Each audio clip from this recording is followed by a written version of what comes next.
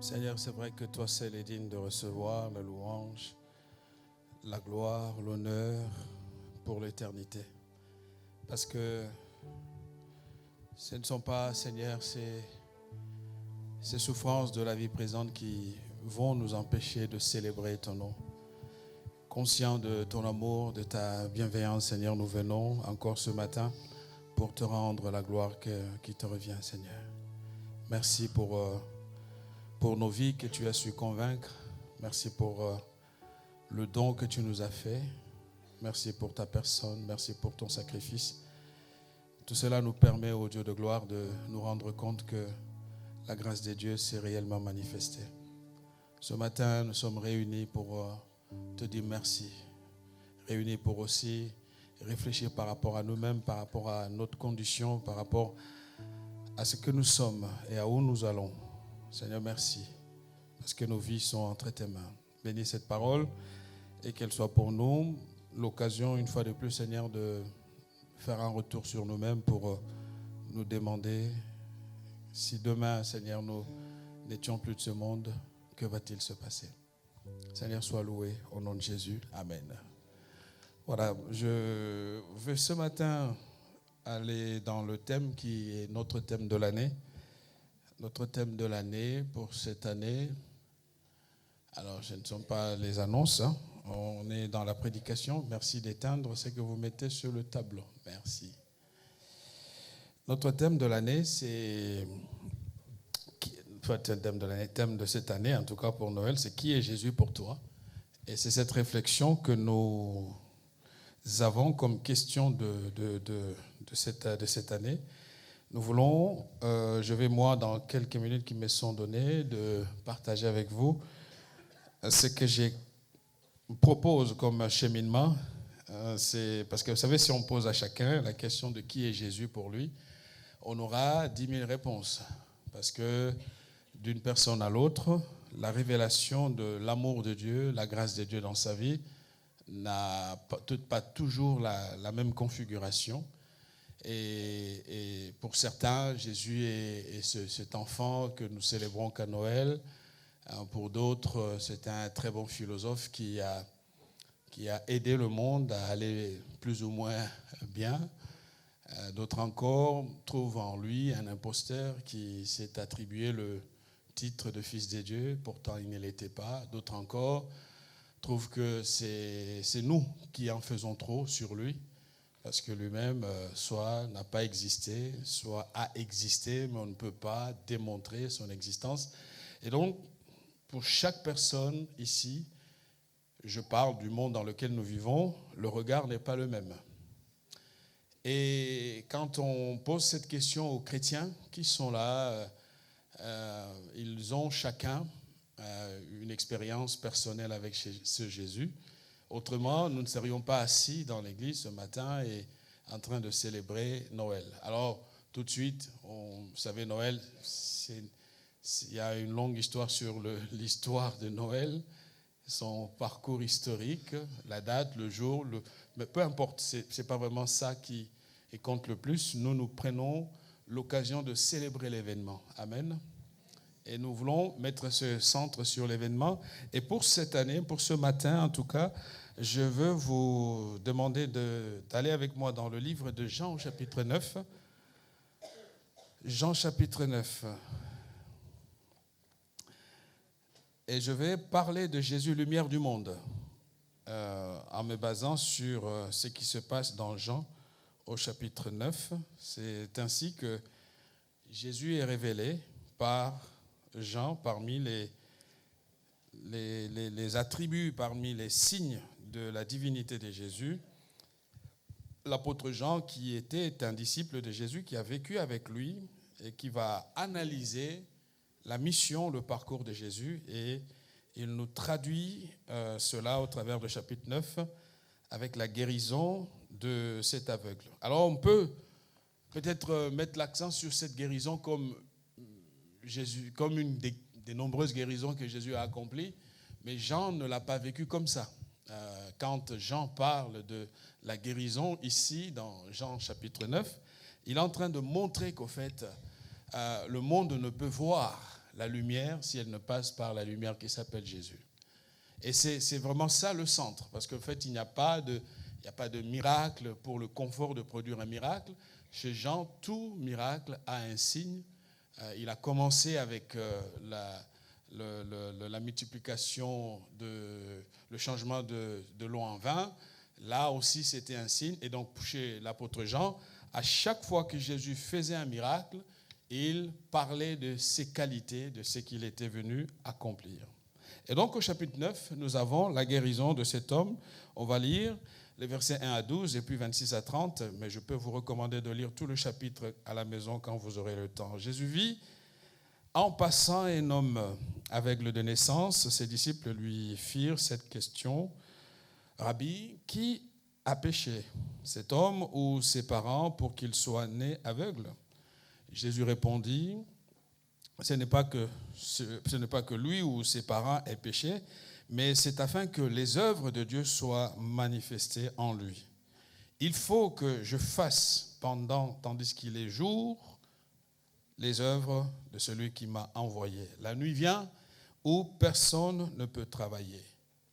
Pendant que je suis dans le monde, je suis la lumière du monde. Donc avant de faire le miracle, il rappelle, il enseigne, il parle de qui il est. Il est la lumière du monde. Après avoir dit cela, il cracha à terre et fit de la boue avec sa salive.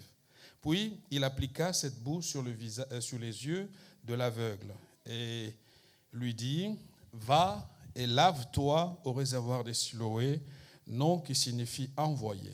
Il y alla, se lava, et s'en retournant, voyant clair. Ses voisins et ceux qui auparavant l'avaient connu comme un mendiant disaient: n'est-ce pas là celui qui se tenait assis et qui mendiait? Les uns disaient: c'est lui. D'autres disaient: non, mais il lui ressemble. Et lui-même disait: c'est moi. Ils lui dirent donc: comment tes yeux ont-ils été ouverts? Il répondit: l'homme qu'on appelle Jésus a fait de la boue, a oint mes yeux et m'a dit: va au réservoir de Siloé et lave-toi. Je suis allé, je me suis lavé et j'ai recouvré la vue. Il lui dit: où est cet homme? Il répondit: je ne sais. Verset 26, donc avant d'arriver au verset 26, la guérison suscite un grand débat, un problème de fond, parce que cette guérison est opérée pas le bon jour, un jour de sabbat, et qu'il était interdit de produire des miracles ce jour-là. Et on a vu déjà les gens qui se posaient des questions sur est-ce que c'est lui ou ce n'est pas lui, et c'est souvent ce qui arrive dans l'expérience de quand Jésus passe par une vie, il y a un changement qui questionne les uns, et les autres sont dans le déni, dans le fait de dire non, ce n'est pas possible, mais c'est la personne qui a vécu cette réalité qui est capable de dire eh bien c'est moi. Et donc un grand débat parce qu'au fait ici ce miracle va déranger le système, un miracle qui vient créer de la perturbation dans comment les autorités avaient fixé les choses. Donc on arrive au verset 26. Il lui dit: que t'a-t-il fait? Comment t'a-t-il ouvert les yeux? Il leur répondit: je vous l'ai déjà dit, et vous n'avez pas écouté. Pourquoi voulez-vous l'entendre encore? Voulez-vous aussi devenir ses disciples? Ils l'injurièrent et dirent: c'est toi qui es son disciple. Nous sommes disciples de Moïse. Nous savons que Dieu a parlé à Moïse, mais celui-ci, nous ne savons d'où il est. Cet homme leur répondit: il est étonnant que vous ne sachiez d'où il est, et cependant, il m'a ouvert les yeux. On peut continuer longtemps sur ce texte. Encore Jean, au chapitre 1, versets 1 à 12, on va le lire, et puis je vais juste faire quelques commentaires, et nous allons nous séparer pour ce matin. Chapitre 1.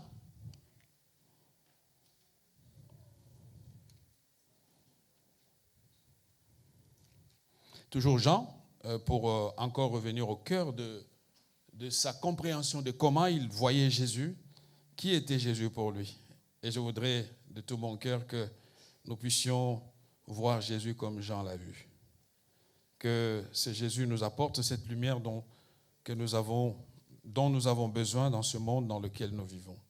Il dit au chapitre 1, versets 1 à 12, « Au commencement était la parole, et la parole était avec Dieu, et la parole était Dieu.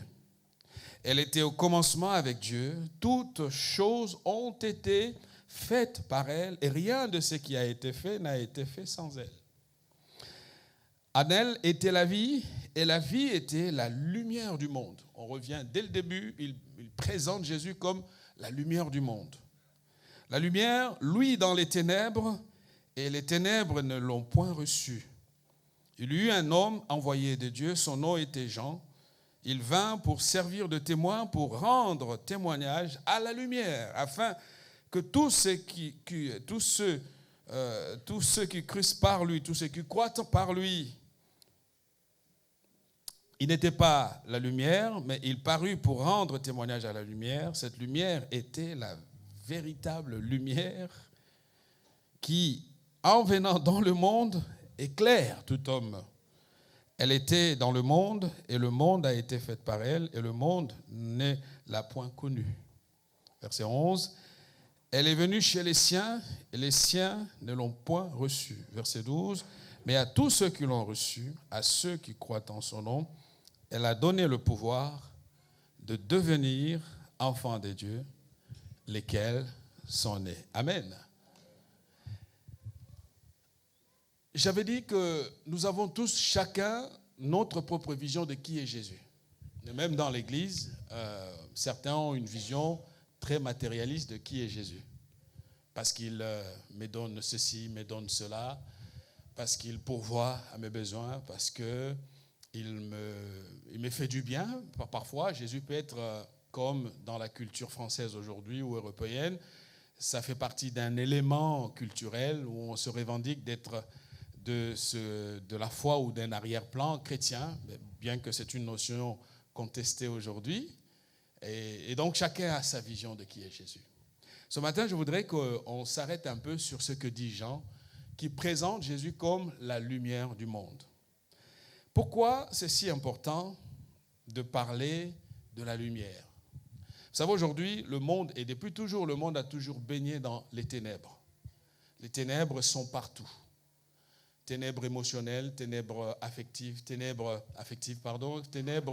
dans tous les domaines. On rencontre des ténèbres partout. Si les gens sont accros à la drogue, s'ils sont dépendants de tout ce qui est les addictions, quelles qu'elles soient, si les gens sont en train de courir après la gloire passagère, l'argent, les biens matériels, les acquisitions, le succès, cette divinité tant idolâtrée aujourd'hui, où tout le monde veut réussir, c'est parce que les ténèbres règnent partout.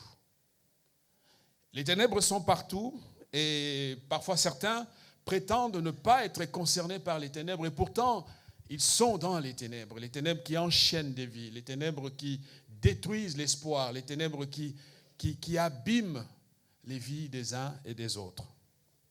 Ténèbres partout, et pourtant, Dieu n'est pas resté sans action. Dieu a envoyé son Fils Jésus. Et c'est ça la mission de venir pour être le libérateur des siens. Dieu a envoyé Jésus pour que Jésus puisse nous éclairer. Alors, vous êtes d'accord avec moi? Si les ténèbres éclairent, si la lumière éclaire, excusez-moi, les ténèbres, mais nous savons que la lumière n'a pas que la fonction d'éclairer. La lumière peut par moments éblouir et empêcher de voir. C'est un peu ce qui se passe ici. Si vous fixez vos yeux sur le soleil pendant longtemps, vous allez vous rendre compte que vous pouvez abîmer votre vision. Parce que les éclats du soleil sont certes bien pour que nous puissions voir ce qui se passe devant nous, mais cette lumière peut aussi éblouir. C'est exactement ce qui se passe dans ce chapitre 9 de Jean. Jésus est venu, il a éclairé les uns, mais pour les autres, cette lumière qu'il est venu apporter sera l'objet d'un immense scandale parce qu'il n'arrive pas, il se refuse justement de s'ouvrir à lui et de venir à obtenir leur pardon. Triple mission de la lumière, sachant que la lumière nous permet de révéler le chemin qui est devant nous. Et cette lumière n'est disponible que dans la personne de Jésus-Christ. Ce matin, j'aimerais juste te sensibiliser. Pendant que tu célèbres Noël, pendant que tu célèbres la festivité, je sais que les cadeaux sont peut-être prêts déjà pour toi.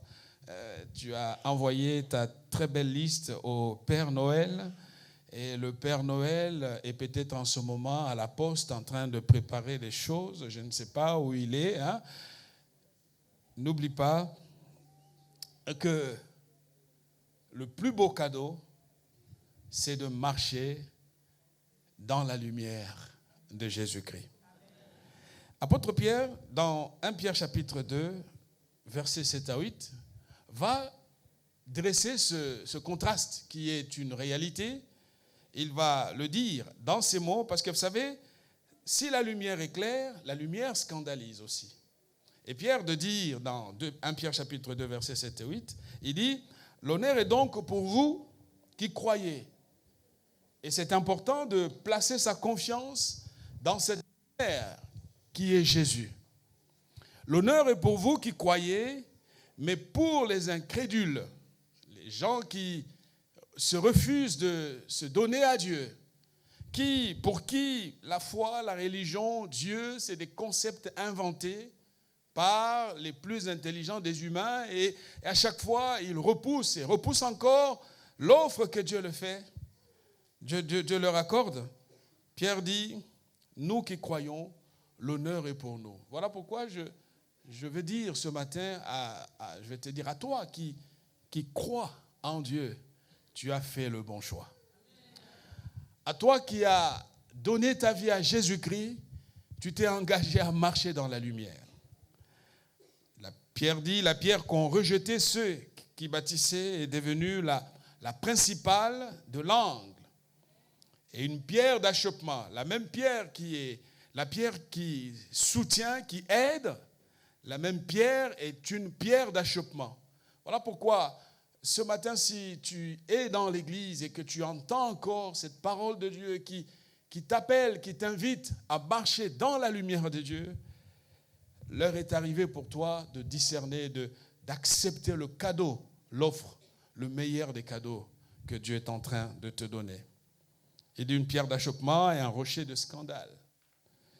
Il s'y heurte et à chaque fois, on a vu que quand cet homme a été guéri, la colère des pharisiens et de toutes les autorités qui géraient le temple était à un autre niveau. On sait, je prie Dieu que la laïcité à la française ne devienne pas un frein à l'évangile. Et je sais que nous sommes dans un monde qui redéfinit tout, où, Dieu merci, on a encore la liberté de proclamer l'évangile, mais on sait que peut-être les temps viendront où cette liberté nous sera arrachée. Il se heurte. C'est le système qui ne veut pas accepter, qui se dit, comment est-ce possible ? Et ils ont exercé une forte pression sur cet aveugle pour dire, dis qu'il ne t'a pas guéri. Le problème pour lui, c'est qu'il ne peut pas dire qu'il n'a pas été guéri parce qu'il l'est. Avant, il était aveugle, il ne voyait rien, tout le monde le connaissait. On a vu, quand il est guéri, le débat est ouvert. Certains disaient c'est lui, d'autres disaient ce n'est pas lui. Et il dit, mais c'est moi. Frères et sœurs, le travail que Dieu fait dans notre cœur ne peut être nié parce que le système veut que nous marchions d'une certaine façon. La réalité, c'est pour cela que les apôtres, lorsqu'on les a arrêtés, on les a fouettés, on leur a dit de ne plus parler de Dieu, on les a mis en prison et ils se sont dit, mais nous ne pouvons ne pas dire ce que nos yeux ont vu. La lumière les a éclairés. La puissance de Dieu les a arrachés de la condamnation et ils ont compris, ils ont expérimenté. Vous ne pouvez pas nier l'expérience d'une personne. Parce que c'est bien au-delà de toutes les théories que nous pouvons avoir ou la bonne éducation que nous pouvons avoir dans notre famille ou les instructions que nous pouvons avoir à l'école. Il s'agit de la réalité de ce qu'une personne expérimente dans sa vie. Ça veut dire, certes, pour n'avoir pas cru à la parole. Et c'est à cause de cela qu'ils sont destinés. Donc, 3 choses que j'aimerais rappeler rapidement pour la lumière qui scandalise, c'est que la première chose, la lumière dérange. On sait que la lumière dérange les ténèbres. Si Jésus a été rejeté, parce qu'il dérangeait. Il dérangeait qui? Il dérangeait tous ceux qui n'acceptent pas qu'il y ait un changement. Vous savez, le diable, l'ennemi de nos âmes, de nos vies, ne veut pas que nous puissions changer. Voilà pourquoi il nous tient captifs. Voilà pourquoi il nous tient assujettis. Voilà pourquoi il nous tient sous la domination. Parce qu'à chaque fois que nous sommes sous son pouvoir, lui, il est content, il est heureux. Alors que la volonté de Dieu, c'est que chaque âme, chaque vie, chaque personne ici présente vive dans la lumière de Dieu. La lumière dérange les intérêts de ceux qui tirent profit de l'obscurité. Et vous savez, ta vie, l'ennemi, tout autour, ne cessera pas d'exercer, de maintenir cette pression pour te garder sous son pouvoir. Deuxièmement, la lumière dérange les fanatiques et les incrédules de ce monde. Et vous savez, lorsque vous êtes fanatique d'un certain savoir ou d'une certaine chose, vous perdez votre lucidité. Et vous êtes incapable de considérer autre chose. L'apôtre Paul disait déjà de cela, des chrétiens de Corinthe, dans 2 Corinthiens chapitre 4, verset 4, il dit, pour les incrédules, dont le Dieu de ce siècle. Vous savez, le monde a un système. Et il y a quelqu'un qui contrôle les choses. Alors peut-être que tu es là et tu n'es pas trop habitué aux choses spirituelles, tu me prends pour un homme bizarre. Non, le monde est sous un contrôle absolu de quelqu'un qui veut maintenir tout le monde dans une certaine position.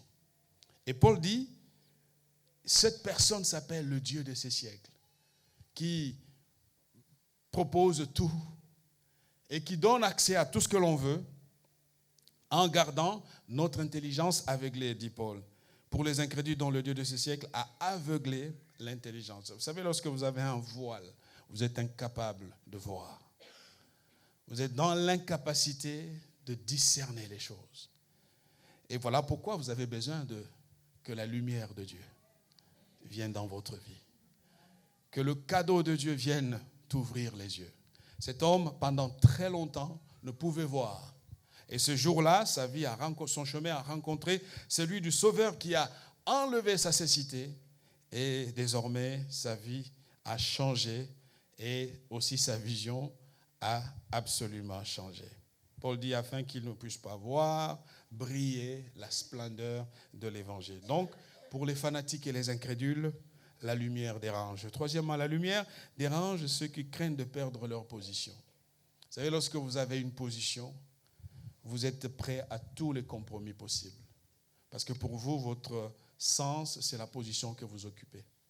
Cher ami, la position n'est rien. Vous n'êtes pas né avec cette position. Vous êtes né comme un enfant. Et cette position, vous l'avez reçue dans ce monde.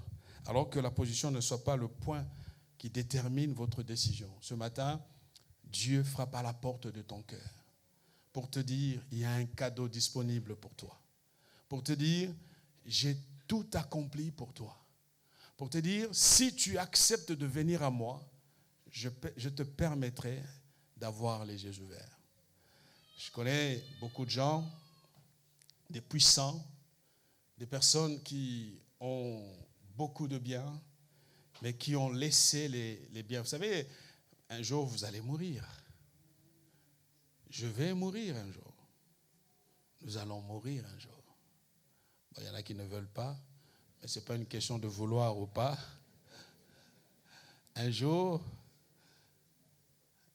en vivant, il faut savoir qu'un jour, on ne sera plus là. Quelque part dans ta tête, il faut toujours te le dire. Pourquoi la position te retiendrait et t'empêcherait de laisser la lumière des Dieu éclairer ton chemin. Je connais un homme dans la Bible, il apparaît dans l'évangile de Jean, chapitre 3, il s'appelait Nicodème. Un homme puissant, une autorité religieuse dans le cercle israélite à l'époque, très instruit, très intelligent, qui était bien. Il a compris que le système dans lequel il était n'était plus rassurant parce que le Fils de Dieu était arrivé. Il a compris que tout ce qu'il semblait connaître, ça n'était pas vraiment cela. Et un jour, il a décidé d'aller voir Jésus, mais il est allé de nuit pour ne pas être vu par les autres. Et il a mis de côté son orgueil, sa fierté, il a mis de côté ses diplômes, ses compétences. Il a dit, il y a quelque chose avec cet homme Jésus, il faut que j'aille le voir. Et il y est allé, et il a eu un entretien cœur à cœur avec Jésus. Depuis ce jour-là, même s'il était toujours resté dans les grands cercles du pouvoir, mais la vie de Nicodème avait radicalement changé. Parce que vous ne pouvez pas voir la lumière et ne pas ressentir les effets de la lumière. Malgré sa position, Nicodème a changé. Deuxième chose, c'est que la lumière éclaire. Et c'est là que nous allons terminer. J'aime comment la lumière nous éclaire. La Bible dit dans Jean 6, versets 68 à 69, c'est l'apôtre Pierre qui répond pour montrer les effets de la lumière. J'aime la lumière parce qu'elle éclaire notre sentier. Nous ne sommes pas peut-être des gens, nous ne sommes pas parmi les meilleurs gens du monde, nous sommes des simples gens, mais ce qui est sûr, c'est que la lumière de Dieu a éclairé notre chemin et que Christ est dans notre cœur. Que nous ayons des biens ou que nous manquions des biens, nous savons que la paix de Dieu est dans notre cœur. Nous n'avons pas peur de la mort, nous savons qu'un jour nous mourrons, mais nous savons que le jour où nous allons mourir, nous quitterons ce monde pour le meilleur monde. Nous n'avons plus peur de quoi que ce soit parce que Jésus est en nous. Pierre dit à Jésus, c'est Jésus qui a posé la question, il a dit, mais tout le monde s'en va et vous faites quoi ici? Qu'est-ce qui se passe? Et Pierre lui répondit, Seigneur, à qui irions-nous? À qui? À qui irions-nous? Tu as les paroles de la vie éternelle. Alors peut-être que vous ne le saviez pas, Pierre était un homme, un entrepreneur très riche, qui avait des biens, qui n'était pas au chômage, qui avait des employés, qui avait son entreprise. Mais quand il a rencontré Jésus, il a laissé tout de côté et il a suivi Jésus pour les paroles. Il a tout laissé tomber, bien acquisition, position, il a suivi les paroles. Il dit, tu as les paroles de la vie éternelle. Il a compris que la vie ne s'arrête pas qu'ici, dans ce monde. Qu'est-ce que tu es prêt? Qu'est-ce que tu voudrais abandonner pour les paroles de la vie éternelle? En échange de la vie éternelle, qu'est-ce que tu voudrais laisser ce matin? Alors je sais que tant qu'on vit, il y aura toujours des célébrations de Noël. Mais je prie que cette année, que cette célébration de Noël soit l'occasion pour toi de dire, je vais tout laisser tomber pour les paroles de la vie éternelle. Frères et sœurs, nous pouvons laisser nos positions pour accueillir les paroles de la vie éternelle. Et il enchaîne en disant, et nous avons cru. Nous avons cru et nous avons connu. Le mot connaître, le verbe grec connaître, c'est vraiment, j'ai expérimenté, il y a eu une relation. Depuis que je suis à toi, j'ai pu voir que je ne suis plus le même, je ne suis plus la même personne. Ce que j'ai reçu en toi est tellement rassurant que plus rien dans ce monde ne me retiendra.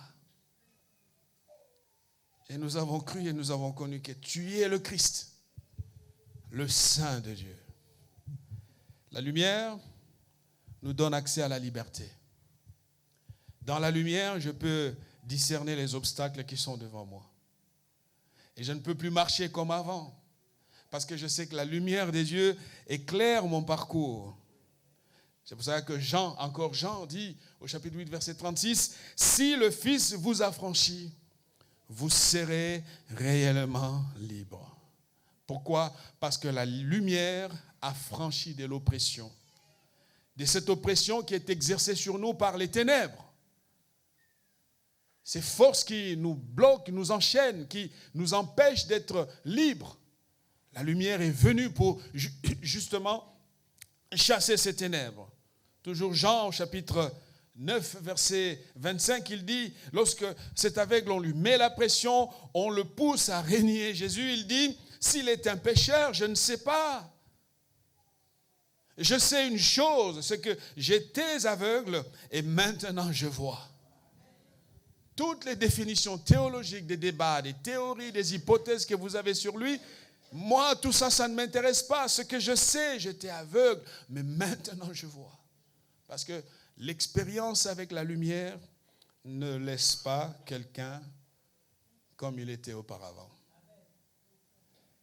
La lumière dissipe la peur et les inquiétudes. Toi qui as peur, qui es dans les inquiétudes, sache que quand tu te laisseras conduire, éclairer par la lumière qui s'appelle Jésus, tes peurs seront chassées. Il le dit dans Matthieu chapitre 11, versets 28 à 30, « Venez à moi, vous tous qui êtes fatigués. » Et peut-être que tu es arrivé ce matin fatigué. Mentalement, tu es vraiment au bout de ce qui peut être supporté. Peut-être qu'émotionnellement, tu es au plus bas. La Bible dit, venez à moi, vous tous qui êtes fatigués et chargés. Toi qui veux te suicider, toi qui as des idées sombres dans ta tête et tu penses au pire, la Bible dit, viens à moi. Viens à Jésus. Venez, vous tous qui êtes chargés, fatigués, et je vous donnerai du repos. Il est possible, chers amis, frères et sœurs, d'avoir du repos. Et ce repos est en Jésus-Christ, notre Seigneur. Tu sais, si tu ne fais pas un bon choix, le diable finira par obtenir ce qu'il cherche chez toi, c'est-à-dire te détruire. Ce qu'il veut, c'est ta destruction, sous toutes les formes. Et si tu es exposé à l'évangile ce matin, c'est parce que Dieu veut mettre fin à cette fin tragique qui te guette. Et tu peux t'approcher de lui et venir auprès de lui pour trouver la paix. La lumière révèle l'espoir. Et c'est aussi ça que nous devons comprendre. Jean chapitre 12, versets 25 à 26, il dit, celui qui aime sa vie la perdra. Celui qui hait sa vie dans ce monde la conservera. La conservera pour la vie éternelle. Encore là, la lumière demande un échange. Tu perds dans ce monde, mais tu gagnes pour le meilleur. Il dit, et c'est là que je vais terminer, il dit, si quelqu'un me sert, qu'il me suive. Et là où je suis, là aussi sera mon serviteur. Si quelqu'un me sert, le Père l'honorera. J'aimerais terminer en disant ceci. Jésus t'appelle. Jésus t'appelle. Alors tu peux peut-être croire que ça fait des années que tu es dans l'église. Ça ne te donne aucun droit quelconque. Ça ne fait pas de toi le premier d'entre nous. Tu as besoin de comprendre que Dieu te lance un appel. Il dit, là où je suis, là aussi sera mon serviteur. Tu as le choix d'être scandalisé par la lumière, mais tu as aussi le choix, et c'est celui que je te conseille, d'être éclairé par la lumière. Ne laisse pas la lumière t'éloigner et ne t'enferme pas dans ta connaissance, dans ta science, dans ton savoir. Viens à Jésus. Reçois le cadeau de Dieu. Accepte l'offre de Dieu. Et les liens qui t'empêchent d'être libre seront brisés. Et la lumière de Dieu éclairera ton chemin. Et la paix qui te manque, parce que tu es très malheureux, cette paix qui te manque, Dieu va te la donner. Il a dit, il te donnera du repos. Tu as besoin de repos. Tu cours, et ça ne produit rien. Si tu es dans cette église ce matin, c'est parce que Dieu savait que tu entendras ces paroles. Alors peut-être qu'elles sont dures pour toi, mais ce ne sont pas des paroles calculées. J'aimerais simplement te dire, viens à Jésus. Jésus dit, là où je suis, là aussi sera mon serviteur. Cet homme, sa vie a changé. Il n'était plus le même. Et pour lui, Jésus s'est révélé comme la lumière du monde. Nous pouvons mettre fin aux ténèbres qui nous envahissent, qui nous asservissent, qui nous arrachent la paix, qui nous plongent dans la pression, le stress, la détresse, des problèmes. Tu as le choix. Et je t'invite à faire le bon choix. Je vais vous demander de vous incliner, nous allons prier.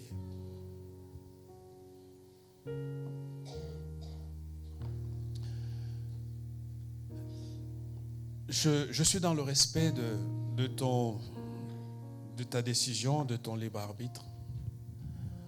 Nous ne sommes pas dans une pièce de théâtre, nous sommes à l'église et le but de l'église justement c'est de proclamer cet évangile de vie pour que les gens soient réconciliés avec Dieu. L'apôtre Paul disait en priant pour les chrétiens de Corinthe en disant nous vous en supplions, soyez réconciliés avec Dieu. Et j'aimerais reprendre ces mêmes paroles sans avoir la prétention d'être comme l'apôtre Paul. Mais j'aimerais juste te supplier, sois réconcilié avec Dieu. Ne laisse pas passer l'offre de Dieu. Ne laisse pas les années passer. Ne laisse pas le temps. La vie passe. Et ce que le diable veut, c'est de te plonger profondément dans les ténèbres. Alors que Dieu veut t'arracher de ces ténèbres et te donner la vie, la vraie, la liberté. Tu pourras te regarder, être fier de toi-même. Tu pourras regarder les oppressions d'hier et de dire, j'appartiens à Jésus-Christ maintenant. Tu pourrais dire aux gens, la lumière m'a éclairé, Dieu m'a libéré. Ce matin, ce choix t'appartient. En âme et conscience, ce choix t'appartient. Tu peux repartir d'ici tel que tu es venu, ou tu peux repartir d'ici en disant, Seigneur, je m'abandonne. Je veux que tu viennes éclairer ma vie. Apporte cette lumière dans mes zones sombres de mon âme, de cette âme qui me perturbe. J'ai besoin de toi. Alléluia. Seigneur, je veux te recommander chacun de nous ici présents, Seigneur. Oui, la lumière de Dieu est venue. Christ, la lumière, s'est révélée pour nous aider, Seigneur, à marcher de la bonne manière. Ce matin, chacun qui a entendu cette parole, je ne sais présumer les réactions, Seigneur. Mais toi qui vois dans le secret, toi qui sonde les cœurs et qui entend ce que chacun se dit au plus profond de lui, Seigneur, je prie pour que tu viennes en aide à ceux qui réalisent ce matin qu'ils doivent faire ce pas vers la lumière, qui est Jésus-Christ. Il ne s'agit pas d'une lumière mystique. Il est ici question du Fils des dieux, de Jésus. C'est lui qui est le cadeau que nous célébrons aujourd'hui. C'est lui qui est mort sur la croix. C'est lui qui a donné sa vie. C'est lui qui a payé le prix de notre rachat. Seigneur, s'il te plaît, accueille celui qui vient auprès de toi ce matin. Reçois-le dans ta maison, dans la relation personnelle et intime avec toi. Et que la grâce du Saint-Esprit lui soit aussi donnée. Et que nous marchions tous ensemble dans la lumière, loin des ténèbres, loin de l'oppression, et que nous célébrions ta fidélité. Au nom de Jésus. Amen.